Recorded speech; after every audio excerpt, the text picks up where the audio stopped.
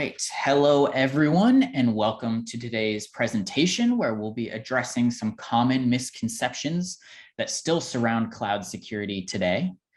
I'm very excited for this presentation, but before we begin, I would like to let everyone know that this session will be recorded and shared out via email where you can rewatch at your convenience. And furthermore, we will hopefully have time for a Q&A at the end of the presentation, so feel free to use the control panel at the bottom of your screen to ask those questions at any point in time, and we will help address those at the end. So quickly, my name is Chris Mitchell, and I will be moderating today's session. And I'm very excited to introduce our speakers today. First of which, we have Harrison Parker, our Senior Solutions Architect here at Simplify, who has extensive knowledge of cybersecurity, specifically within cloud security and threat intel, having also held engineering positions at Anomaly. So Harrison, if you want to introduce yourself for 2 seconds. Yeah, thank you, Chris. It's a real pleasure to be here. One of my favorite topics, and I'm accompanied by one of my favorite co-speakers. Speaking of, joining us from the Google Cloud side is Trevor Welsh, our Senior Product Manager, who has been with Google for the past 3+ years. And he actually has over a decade of cybersecurity experience, previously in leadership roles with Anomaly, Splunk, ArcSight, and others. Hey, this is Trevor All. So hello. So a pretty long time over on the security side. So it's a pleasure to stand beside Harrison and Chris to go and do some really cool debunking. So I'm really looking forward to this one. Awesome, excited to have you here. So before we get into debunking some myths, just want to quickly cover both Google Cloud security, Simplify, Chronicle. For those of you who may not already know, we at Simplify were acquired by Google Cloud. This acquisition and our SOAR technology really complements Google's security portfolio, which already includes, like I said, Chronicle, Security Command Center, VirusTotal, and others. With the benefit of Google's scalability, maturity, telemetry, and multi-cloud support, we will take our SaaS SOAR offering to a whole new level, transforming the way your security operations centers defend against modern threats. So more on Simplify specifically, we as a company are rooted in security operations, or as we like to say, we were born in the SOC. Our company was founded by security operations experts who worked in government SOCs, and then moved on to train dozens and dozens of both military and civilian SOCs from around the world. They founded the company and developed Simplify based on their experiences and everything that security operations teams need to succeed. We're trusted by the biggest and best enterprises and MSSPs from around the world. Many Fortune 500 companies and Gartner Magic Quadrant MSSPs trust Simplify as the platform to run their security operations day in and day out. And we believe that this is clearly reflected in our Gartner Peer Insights reviews, where we're the number one rated SOAR platform. And finally, we were designed with the customer in mind, providing rapid time to value, flexibility, and the power to help your SOC move beyond the daily cyber grind and concentrate on what matters most, building resiliency and investigating and remediating threats quickly. Jumping into Chronicle, Google Chronicle is a petabyte scale cloud native SIEM made for the detection of modern threats with the investigation power into the scope and root cause of those threats, all at Google's speed and scale. Chronicle allows teams to perform hunts for threats very quickly, evaluating alerts and understanding attacker details. Plus, it provides intuitive visual workflows that allow for analysts to be more productive. And the acquisition of Simplify actually marries very nicely with Chronicle, adding a best-of-breed SOAR solution to Google's best-of-breed cloud SIEM. And this allows our customers going forward to solve every aspect of the alert lifecycle, accelerating their security outcomes and providing a stronger security posture. So with that quick primer, let's jump into the meat of this presentation and let's debunk some cloud security myths. So the first cloud security myth is that cloud requires a high level of expertise And Trevor, if you don't mind kicking us off and just kind of diving into how valid this myth is and how we can help address it. Yeah, absolutely. So first, Chris, thank you. Great introduction. So I mean, this is a real nasty one, right? I mean, I really like this one. So I would say it's true that in earlier days of cloud, security teams often bought really complex vendor-specific tools. Moreover, I think teams also look to external consultants to go and build bespoke solutions that were difficult to maintain, difficult to scale. In fact, actually, a lot of early cloud was really custom. Over time, though, I think this has changed considerably, right? I think tooling like Kubernetes, which is now shared across all major cloud platforms, has really led a change. I think Google's also led this charge with platforms like Anthos as well. I think as I think about this, right, increasingly the market's viewing complexity maybe through the eyes of scalability. So it's harder to scale workloads in all dimensions than it is to leverage cloud writ large. And on the security front, in fact, I'd even go so far as to say cloud's been a massive security boon, but I think that's probably a different topic. Maybe passing it to Harrison. Yeah, for sure. As in my opinion, I think that it's interesting to view it in light of the transition from on-prem to cloud. When you look at on-prem, you're buying a bunch of boxes. You have a server room. It's got to stay cool. You connect everything together. You set up the plumbing. And when you pivot to the cloud, as somebody who has personally set up applications and other elements of infrastructure in the cloud, it's pretty much like a virtual on-prem setup when you take that first step. So with a click of a button, you can deploy a switch. With a click of a button, you can deploy a gateway. And then you link them all together. You have your access control lists, and it really feels like setting up an on-prem environment.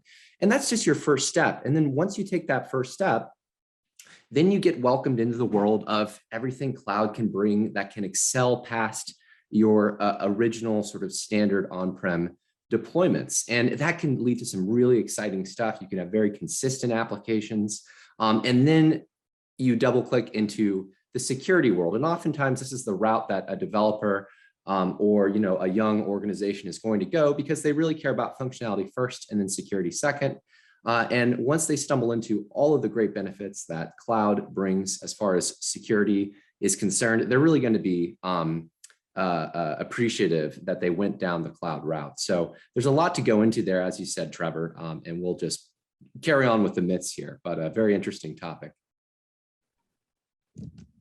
And I think, this leads into a myth that comes up later, but I also think there's sort of a misconception around needing an expert for each cloud as well, for companies going multi-cloud or even like hybrid cloud, an expert for GCP, an expert for AWS, an expert for Microsoft Azure. And, that might not necessarily be the case. But again, we'll get to that in a later myth. All right. So specific to cloud security myth number 2, single-tenant systems are more secure than multi-tenant systems. And I think, Harrison, this might be a great question for you to kick us off with. Yeah, for sure. So I would say, Chris, that this is less of a myth and more of a conversational topic, because in reality, multi-tenancy versus single tenancy, to say one is more secure than the other is a little bit subjective. I would say that, yes, okay, if you're looking at housing multiple tenants into a single database, all right, if I get access to that database, then I get multiple tenants, barring some extra measures that you may have. Maybe you have separated profiles into that database, among other things. But yeah, it's having separate, a completely separate database in a separate location with separate layers of protection. Sure, you gain security there. However, I have to say that if you are looking into multi-tenancy whatsoever, you either are like a managed security service provider, which is managing multiple tenants, so multi-tenancy is inevitable, having some sort of plan there, or you're an enterprise organization that maybe wants to split up and organize separate siloed teams or subsidiaries into multiple tenants. We've seen both of those fairly commonly. And I have to say that when you're dealing with that, then you come to the realization of cost versus security, and also organization. I think that when you're dealing with multiple environments, I think that organizing them into tenants and then centralizing them into a single suite of tools, a single suite of integrations, maybe each tenant has different integration profiles, but still keeping the critical pieces centralized, such as SSO, such as I would say it depends on your environment, whatever is sort of common between your different tenants.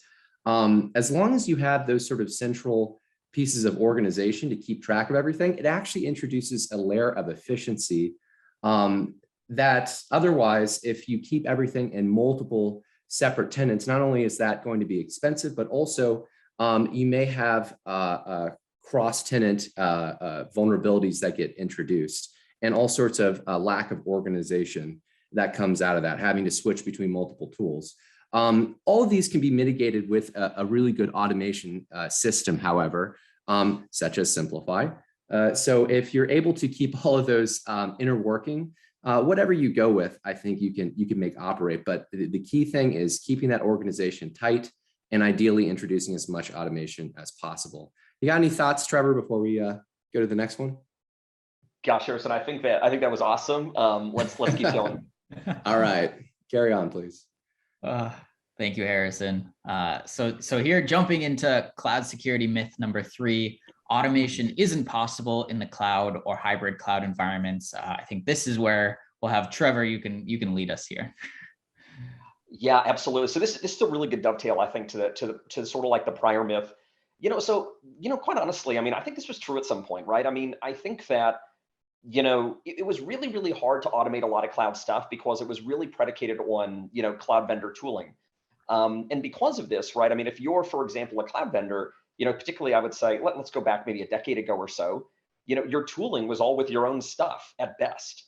I think that's changed a lot, though. I think that, cloud APIs are now an ultra common thing. I think there's a lot of standardized systems now. I also think, though, about kind of like leveraging native cloud tools in these built-in environments is also really important. I also think about automation between those tools as well. So I'll back up in order to go significantly forward. One of the reasons why Google Cloud purchased Simplify, right, was not just the story of creating playbooks, right? It's also about increasing that kind of connective tissue between Google Cloud's own tools to kind of provide a more seamless experience, for the customer. So really what I'm getting at then, right, is that not only, do you need to concern yourself with the idea of kind of like that external automation, but also there's a lot of internal automation. A really good point, right, is in general, a lot of folks will go and do detection, and then they're going, okay, so I've done detection.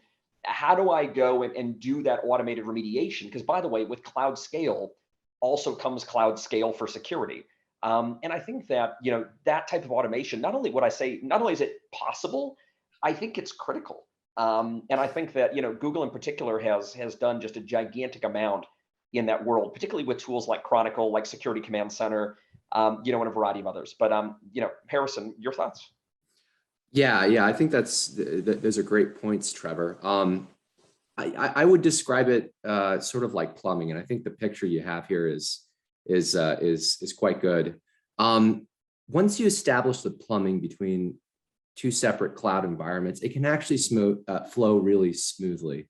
And oftentimes people find themselves in multi-cloud situations due to pricing, due to efficiency, due to a single product. I mean, for example, using Chronicle here, Chronicle has a state-of-the-art level efficiency, speed, and scale. It's a very attractive product, and of course, you don't have to be a Google Cloud customer. However, there might be some incentive after you get Chronicle to actually bring a couple pieces of your stack into Google Cloud, and thus you've been introduced into a multi-cloud setup. Now that's not a problem, and like we're alluding to here, you can get it all stitched together really nicely. Just establish that plumbing first, get everything interconnected. It just takes a couple of tests and sort of making sure everything is all smooth and ironed out. And you'll find that automation can flow very nicely. When you think about anybody selling like a client-based application, oftentimes it's got to have some form of cloud connectivity. And it's kind of a bit of an off example here, but like I would say that can be an example of a simplistic automation, just having an application working where it flows properly between APIs. It just shows that it's not only possible, but it's very common, and entire applications are designed around it. So yeah, next slide, please, Chris. Awesome. And I think leading into myth number 4, going back to, again, like cloud security or the cloud in general requiring a high level of expertise, and then what we just touched on about automation previously, being thought to be impossible, but now being, incredibly possible. I think those both lead into, going hybrid cloud or multi-cloud is just simply too complicated. I think Trevor, if you'd like to kick us off. Yeah, totally. So I think this is a neat question, right? And the reason I think this is cool, right, is because I think that historically teams have gone in and they've separated the concept of kind of cloud, multi-cloud, hybrid cloud. And the interesting part is that they are tremendously, tremendously related. So maybe just by way of definition, because I think this is kind of important, right? So pure cloud, right, would be, a business, for example, that is totally, complete and utterly cloud-based, has no on-prem presence whatsoever, probably doesn't even use laptops, for example. As you might imagine, those are pretty rare. Hybrid cloud could be businesses that are somewhere in the cloud journey. Good example is, hey, we are totally on-prem. We have our own data centers, our own laptops, our own servers, and everything else that we physically own. And we happen to be using Google Workspace because, gosh, we think Google Workspace is pretty great. Or we happen to go and host, let's say, a massively scalable application in the cloud that's customer facing. And the reason we do that is for security reasons, resiliency reasons, and all that kind of stuff. And then finally, when you think about multi-cloud, that's kind of the evolution of that, right? Hey, we've decided that either A, we wish to go and kind of use multiple cloud vendors. And that can be very simple, right? You could say, look, I really like the thing that Azure did with, pick one. I really like Azure AD. I think it's great. However, I also really like, I like the way that Google, for example, has dealt with, good example. I really like the way Google's dealt with digital sovereignty. So therefore, I'm hosting certain applications, pertinent to Europe in Google Cloud. The net of it is that when I hear people saying going hybrid or multi-cloud is too complicated, I really look at this and it sounds like pitches done 10 years ago by analysts, right? It sounds like, listening to somebody back in 2009 or 2010 saying, oh, pick a cloud and stick with it.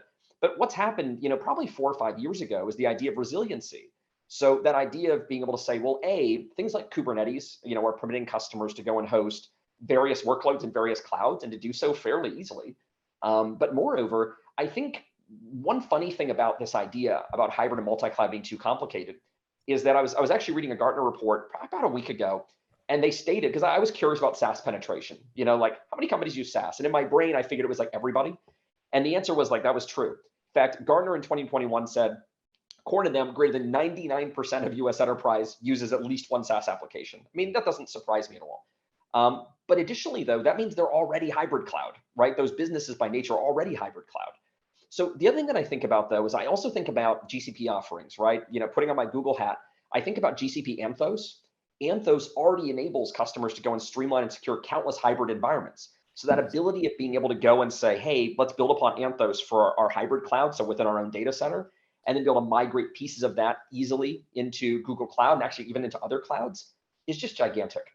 I guess the net of this, and maybe just wrapping it up, the key point here is to assure, though, that businesses investing in natively multi and hybrid cloud solutions, right? I think the challenge comes in when businesses investing in old school bespoke stuff, that must exist on certain types of hardware platforms and everything else. I think that really does kind of lock the business into sort of like a scalability game that I think is really tough. But I'll pass it to Harrison.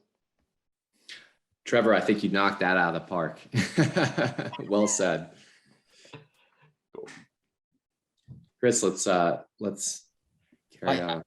Yeah, so I think one component of hybrid cloud or multi-cloud being complicated, or the misconception that it's complicated, is also the notion that cloud vendors only secure their own stuff. So Harrison, if you want to kick us off on, why this just simply might not be true. Yeah, this one really hits me because like I said in the beginning, I have designed systems in the cloud, including randomly a mobile application. That was a lot of fun. And what I was struck with when I was using AWS as my cloud provider was just the huge list of tools, and they all felt like they were specific to Amazon. So Amazon, Cognito, API Gateway, Guard Duty, CloudWatch, et cetera. They're all very specific to AWS. However, those, first of all, you have to remind yourself that often those are operational tools. So to help you get your pieces of your cloud setup in place, when you look more at the security tools, oftentimes they can be broader. And I want to, of course, prop up Chronicle here, because Chronicle and many other cloud SIEMs are designed and should be designed to accept data from really anywhere, especially when the tool needs to be really broad and universal, like endpoint security, SIEMs, of course, those sorts of things. So you'll find that oftentimes they are, in fact, broader than you think. And on top of that, the reality of the situation is that we live in a multi-cloud world, like we said earlier. So an organization putting out solutions that will accommodate for multiple clouds, it's becoming more and more popular and really sort of essential for a number of teams. Trevor? Yeah, Harrison. I mean, I think that's a really good point. I mean, I'd even build upon this that, like, the reality is that it's true that cloud vendors have access to their own systems and will tend to emphasize them to some point, right? Mm-hmm. In other words, I think that makes sense. I think that's logical because, of course, right, at the end of the day, it's easier for me to go interface with, let's say, my fellow product folks, in a different part of Google Cloud than it is to, to sit down at the same table as the folks over at Azure. Not because I don't want to, I would love to. It just tends to work that way. However, there's an important thing though. There are many best of breed companies right now that are securing across clouds natively. I think additionally though, I would even go so far as to say that Google Cloud took a different tact. I think and Harrison kind of brought this up, and I think it was a great point. Early at Chronicle, right? Chronicle is an Alphabet Google kind of moonshot company. Microsoft's Office 365 was supported even before Google Workspace. That's because it moved the needle more for customers. I think that you see this a great deal, right? I mean, even Simplify is natively multi-cloud. I think that Google Cloud Security's drive has been sort of to be a better security organization, and that's caused an indexing towards solving the problem instead of maybe just solving for the bottom line. I think additionally though, like, customers are demanding it. So what you'll find, and this kind of gets into the securing their own stuff kind of idea, is that increasingly I've seen customers, like I speak to CISOs very regularly, I have these conversations, and CISOs are really trying to go, many of them are trying to get away from maybe like vendor specific stuff. They're moving to generic message buses. They're moving to a lot of generic stuff. And this means that if vendors don't support those initiatives, they'll probably find themselves left in the dust for folks that will. And I think Google Cloud has really, really led the charge as far as a cloud vendor doing this type of thing. But at the end of the day, I mean, as Harrison, kind of pointed out right at the start, there is still some of this in real life, but I think it's gotten a lot better. And I think customers are leading the charge, and I think Google has kind of gone along with them as well. Well said. So jumping into cloud security myth number 6, this is probably one of the biggest myths, and a big reason we're here today, and that is that the cloud is somehow less secure than your on-prem. Yeah, this is definitely, I would say this is solidly a myth, but it's understandable too. The idea is kind of like owning a house versus having an apartment, right? With the house, you have to fix the plumbing, you have to call the electrician. When the tree falls on your roof, you have to take care of it. Whereas with the renter, the landlord takes care of the house, and you just focus on living in the house. That's how a number of people view it, but it's much larger and more complicated than that.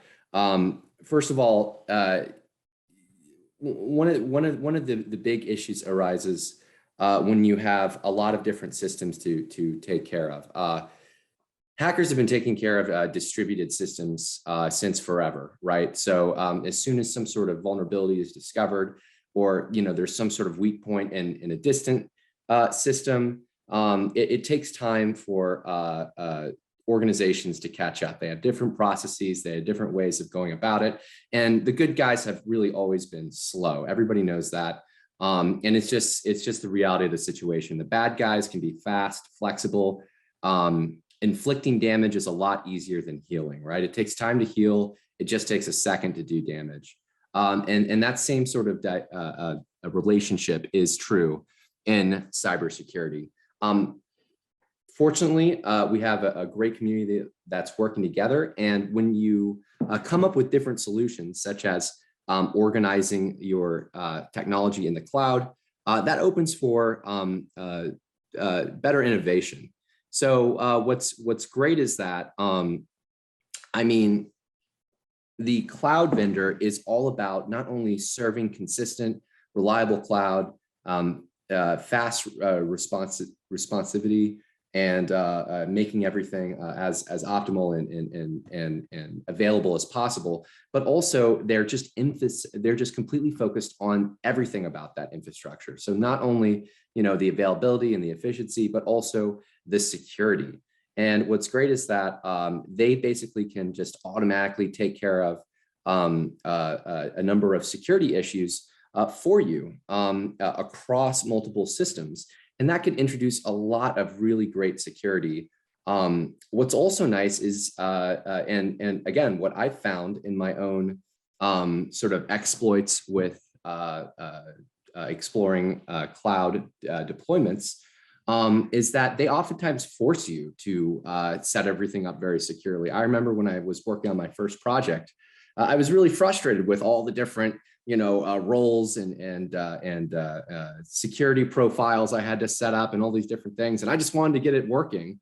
But, my cloud provider forced me to put everything in place correctly. And, even if I was very permissive with my roles, I had to have a role in place and I had to go back and fix it.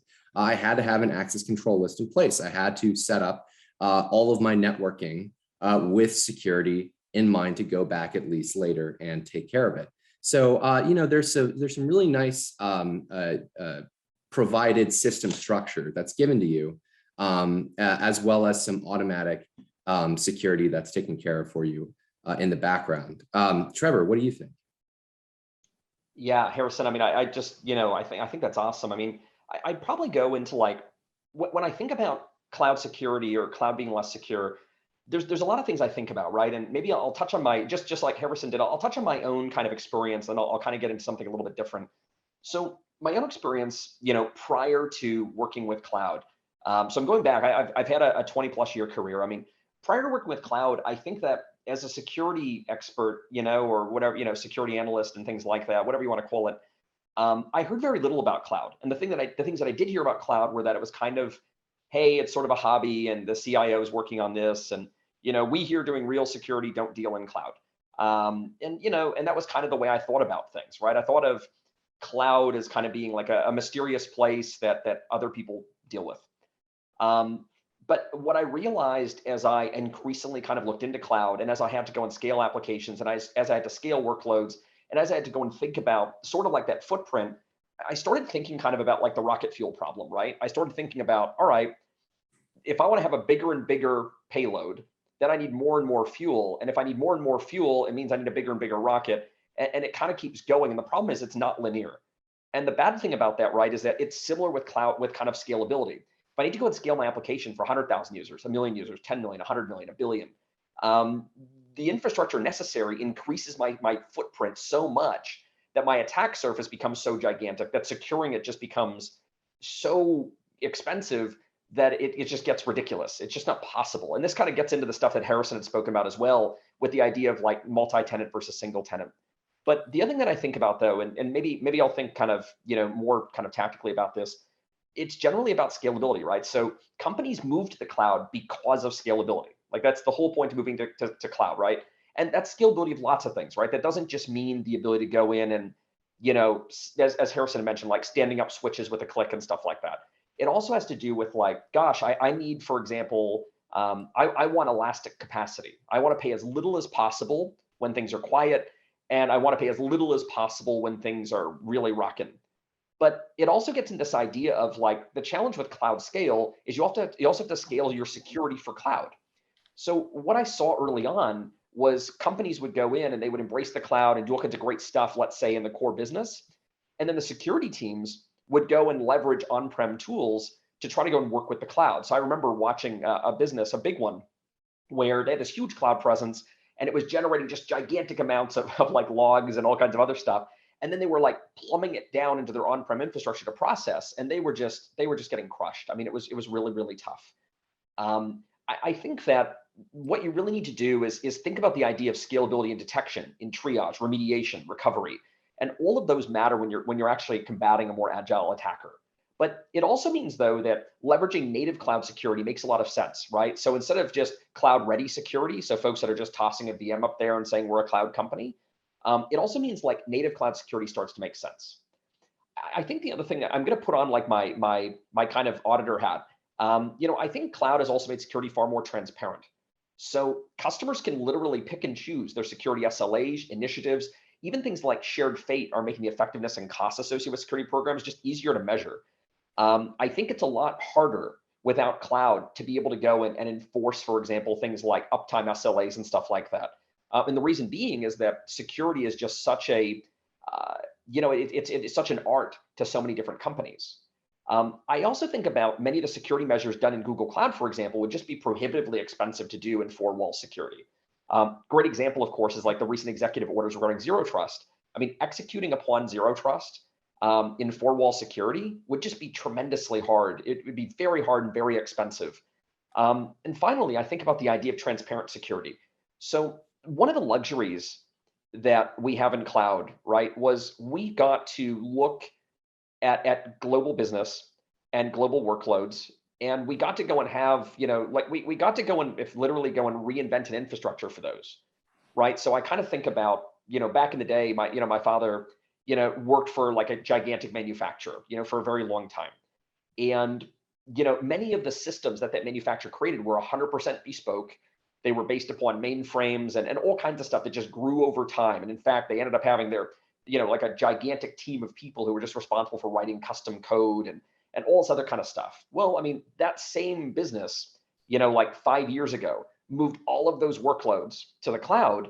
And it enabled them to go and scale better, to have better uptime, have less complexity. And it wasn't predicated, for example, on the few folks that understood what this thing was doing, back in 1981. So I think the idea of cloud being less secure, I mean, I think is thoroughly busted. I think cloud is a tremendously secure place. I also think, and what my advice would be, and I'm sorry to run on, I think this is just so important. My advice would be like, when you're engaging with cloud vendors, right, engage with their experts as well. So in other words, like, yeah, their sales teams and a lot of the sales teams are tremendously talented. And when I say talented, I mean like they are smart, they know cloud well, they know how to scale, and they do all these great things. But if you have, for example, compliances, you're sitting there going, gosh, we're subject to whatever. Go and ask the people that are literally helping to go and make the cloud compliant for Google or for whomever your cloud vendor is. So partnering from a security perspective with the cloud vendor, I think is gigantically important. And see your cloud vendor more as a partner instead of seeing them as like a company selling functions. I think if you think that way, it enables you to go and act like a way bigger shop than when you see it as buying tools. I'm sorry, that's a lot of stuff, but this is important.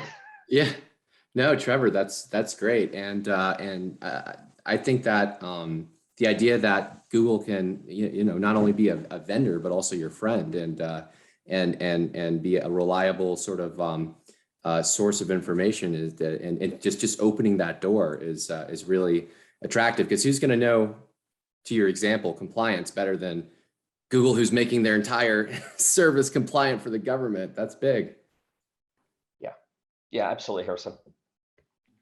Well said, gentlemen. And I think that will lead into our last myth for today. Obviously, there's more myths out there, but the last one that we'll cover during this session is the notion that cloud costs can be higher or will be higher than your on-prem.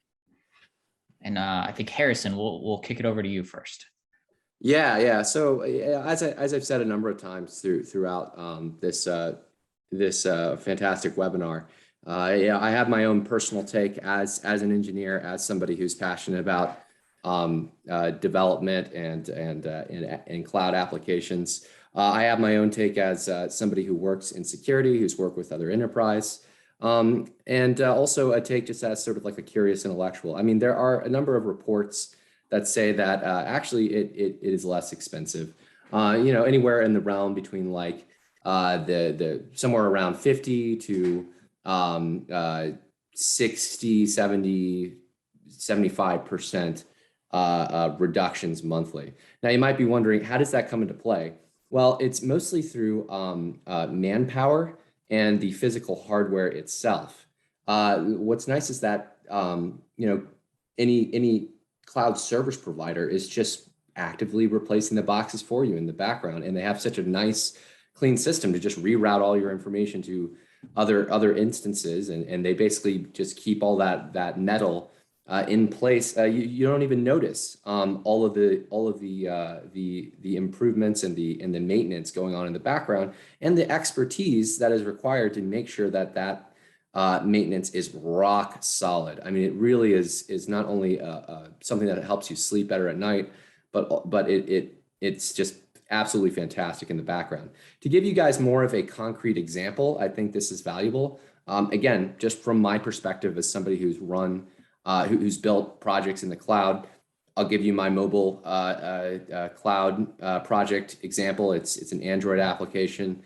To scale it to about 100,000 people, I was looking at a couple different estimates using the cost calculator. It would be roughly the equivalent to scale out to like 100,000 users for my personal application. It was looking at about essentially 3 employees worth salary. So, like 300 grand, something around there. Which is when you think about it from the perspective of, and that's for the year, by the way. When you think about it from the perspective of, a number of employees, 3 employees to run your very small business is and the entire infrastructure, everything that's serving it for 100,000 people. You literally just need to charge $3 a customer per year, and then that covers your cloud costs. I mean, that's actually quite good, especially when you think about how expensive when you take all of those pieces in your cloud setup and then you actually physically purchase those, and then you think about all the maintenance and the power costs and the increase ISP fees to accommodate for the traffic. I mean, that it gets really monstrous. So I think that those percentage estimates are quite apt. And then when you get to security, it can go off the scale. I mean, oh my God, think about all the logs you have to keep track of. Think about how potentially vicious, depending on what vendor you're purchasing your tool from, and how they've priced their product. With high volume solutions such as SIM or endpoint, that can swell up to monstrous levels, as I'm sure a number of you on the webinar are familiar with. So it can get absolutely bonkers, and there are a number of cloud solutions that can not only allow you for cheaper infrastructure costs, but also making security not only more secure, more efficient, but actually cheaper. I mean, Trevor, what do you think? Yeah, gosh, absolutely. I mean, I think there's some interesting things to think about here, right? So the immediate thing that came was funny as Harrison was talking, I started thinking about, a little while ago, I mean, I think we all remember things like Spectre and Meltdown. And, these were like physical CPU vulnerabilities that were discovered a little while back. I remember having discussions with CIOs and chief security officers of big businesses all over the world. And I mean, they were just rocked by this. They were sitting there going, let me get this straight. Like, there was a physical vulnerability in my data center. And it's like, wow, okay, like this hasn't happened before. This is one of the challenges, right, with I think, with kind of like four walls security and four walls data centers, right, is that when that type of thing happens, it's kind of on you. There are certain insurances and things like that that can happen, but at the end of the day, like you will still have downtime, you still have tons of system replacements, platform replacements, platform migrations. But it's not just that though, right? Like I also think back to, I think back to kind of scalability elastically, right? Like I remember when I was first working with the folks over at VirusTotal, and this is like a while ago, and I asked them how they were scaling VirusTotal. This is well before I was at Google, and they mentioned like, oh yeah, we're leveraging like Google App Engine, and I was like how does that work? And they were just explaining to me that yeah, sure. I mean, sometimes we have gigantic amounts of people. I mean, as you might imagine, VirusTotal fields a gigantic amount of API calls every day, and they're like sometimes we have this base load that are just kind of happening, let's say every minute we know our base load. And then we get these gigantic peaks where they'll go and scale, 1900%, which is amazing. We get gigantic peaks of 1900%, which happen at random times or, seemingly random times.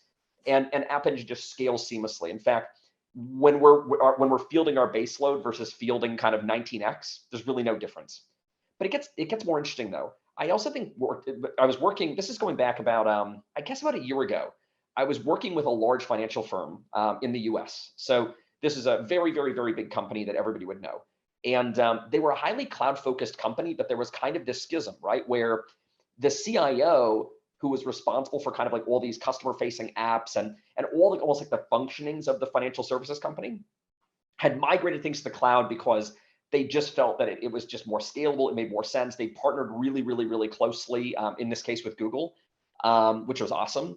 And they'd had tons of success. However, simultaneously, they had their kind of security team, and their security team was very wary of the cloud.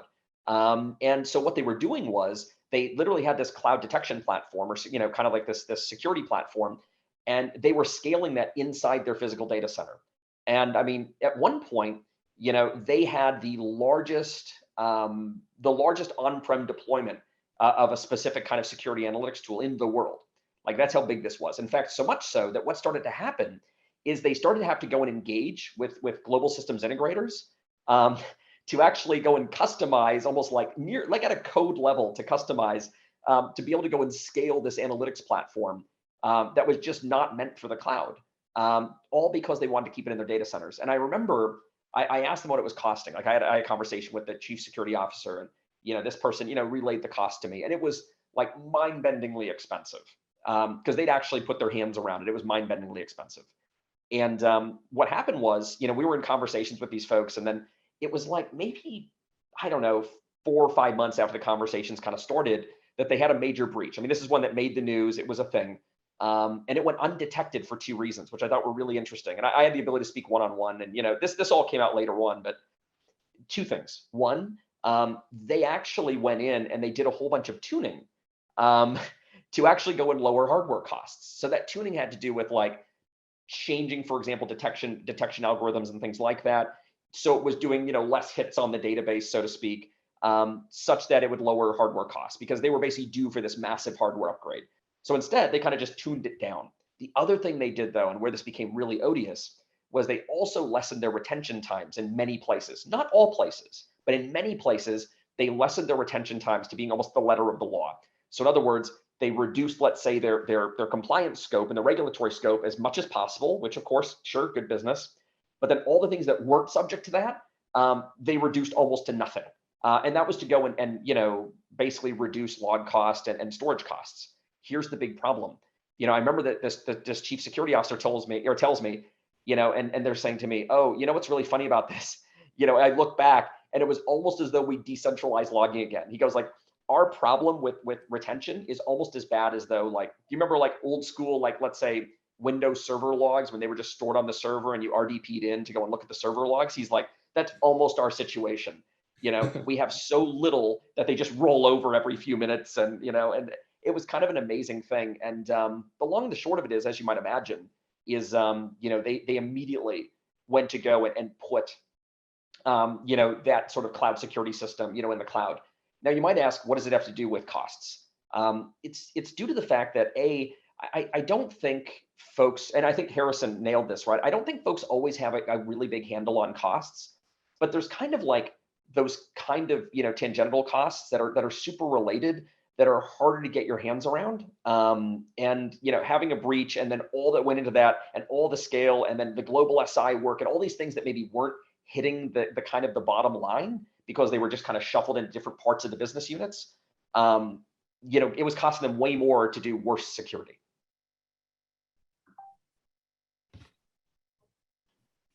Well, Yeah, thank you. spot on, Trevor. Yeah, thank you, gentlemen. That was something. We sincerely appreciate it. As I mentioned before we go, I do want to jump into that Q&A as promised with the last few minutes here. So again, you can use the control panel at the bottom of your screen to ask those questions, but we have already had 2 come through so far. The first of which, I think you actually have both kind of touched on this throughout the presentation, but someone would like to know that sort of since Chronicle and Simplify are now part of Google Cloud, do Chronicle and Simplify still support multi-cloud strategies? Yeah, I can take that, Chris. Yeah, so the answer is absolutely. I mean, if you look at our integrations page, which is integrations.simplify.co, or if you actually have the solution yourself, we still have a great set of integrations. And of course, we will absolutely be intending on maintaining everything. You will see additional capability, of course, with GCP, but we have a number of users that depend on tight, up-to-date integrations with the rest of the cloud providers. And as we said before, we live in a multi-cloud world. So being able to play nicely with everybody else and accomplish the same goals, and basically just keep organizations and users in the forefront. I mean, really securing your environment is the most important thing at the end of the day. So if a customer has a really important need, that's what we care about. So we will do everything in our power to make sure that you guys have everything you need to have a successful SOAR platform. Thanks, Harrison. And one more question. It is kind of a big question, but I'll give this one to you, Trevor. What recommendations do you have for implementing a zero trust strategy into your cloud security? Oh, that is a big question. All right, how much time do we know? Maybe what I'll do, I'm going to add on to what Harrison kind of just said, because I think it's super important, right? Just to emphasize, I mean, Google Cloud strategy, right, is distinctly multi-cloud, right? So, I think about, for example, like the variety of security solutions that we have inside of GCP security. I mean, all of which are either already and natively multi-cloud and actively being maintained and enhanced, or internally we're looking and seeing, okay, how do we go and scale this thing in multi-cloud environments? I can tell you that virtually all of our customers want that, and we obviously want to meet them where they are. So I would say that not only would Simplify remain multi-cloud, but in fact I expect it to get better and better, which I think is really cool and exciting. To answer the question that the other person had asked regarding zero trust, so obviously that's like a whole other discussion, right? I mean, so at Google, it's kind of interesting, because I'll go back a little bit to take a leap forward here. So at Google, the thing that caused us to kind of do the zero trust thing was, the Aurora attack, going back, I mean, gosh, what is that now? 12, 13 years ago. And the Aurora attack was a state-sponsored attack. And what we realized is that in general, that our remote access just didn't work. And it required us to totally rethink everything about the way we were accessing remote resources and everything else. I mean, literally, we re-architected from zero. The long and the short of it is what I tell customers along their zero trust journey. So for a lot of vendors, and state agencies and even companies that do business with the federal government in the United States, the executive orders, based upon zero trust are pretty huge, right? I mean, it came down that like, hey, zero trust matters, you need to do it. And I think a lot of folks were left going, what do we do? Like, do we go and just buy a zero trust? Like, if I Google search for zero trust, I mean, I see there's vendors that claim they do zero trust. So do I just buy one of those and then that's that? And the answer is not really, right? I mean, zero trust is kind of a framework. So zero trust is not a product. It's definitely a framework. And I do not say that to go and complicate things. I don't say that because I want you to buy 50 different things. I say that just because it's true. So let me give you a specific example. At Google, part of our zero trust strategy, right, is something called Beyond Corp Enterprise. Beyond Corp Enterprise is a way by which to, securely and contextually access resources remotely, but to do so, as part of the Google Chrome browser. We all use it internally. So inside of Google, we just access things and we don't even think about access restrictions because everything is done transparently to us. It's actually a pretty incredible thing. It works terrifically well.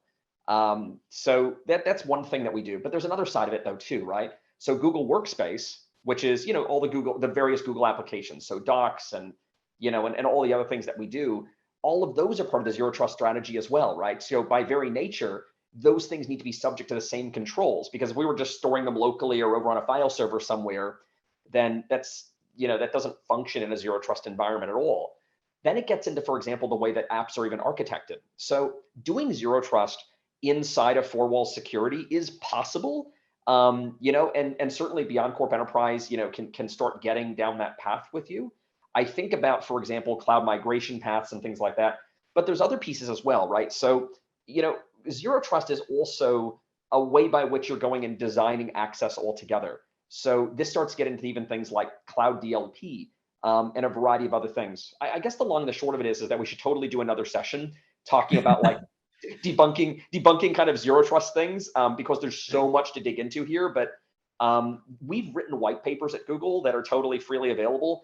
I would recommend taking a look at them because they're pretty like, they were forged, I guess you could say, in our own fire, meaning that like we are giving you our experiences and what we've actually done in real life, and they're not like just some kind of sales pitch and stuff. Awesome. Thank you, Trevor. And thank you, Harrison. So to just quickly wrap up this slide that's been on the screen, I did want to quickly, offer to everyone, if you're interested and not already a Simplify customer, we do have a completely free community edition of our platform that you can download at simplify.co/community, where you can genuinely integrate like your existing security solutions, respond to your real security alerts, build playbooks, and even access our free marketplace that contains ready to deploy use cases that were published by both the Simplify team, our partners, other existing community members, and so on. So great opportunity there. And another sneak peek for more of the Google Cloud side, the Google Cloud and Chronicle quarterly security talks will be announced soon. So definitely stay on the lookout for those. That's another great event with a ton of brilliant content. But to everyone who has joined us today, I want to thank you. We appreciate you taking the time to learn from us and to join us. Thank you again to Trevor and Harrison for the content, and we hope everyone enjoys the rest of their day. Thank you, Chris. Thanks, Chris. Thanks all.